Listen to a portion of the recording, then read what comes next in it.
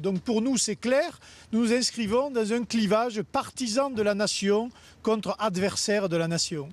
Louis Alliot, vous sortez évidemment renforcé, le FN sort renforcé à l'issue de ce premier tour. Ça veut dire que l'objectif législatif, maintenant, il va être encore plus élevé. Combien de sièges vous briguez ?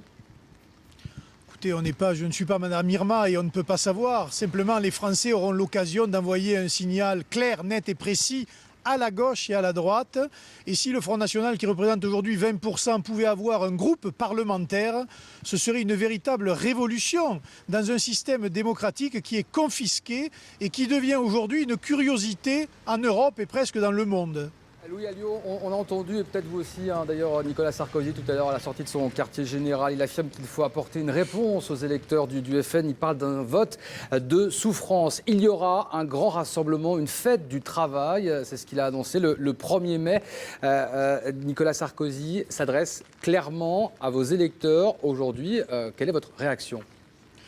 Écoutez, une réaction un peu curieuse et amusée parce qu'il a commencé à utiliser notre thématique depuis déjà longtemps, y compris pour cette élection. Aujourd'hui, il nous reprend l'idée du rassemblement pour la fête du travail pour le 1er mai.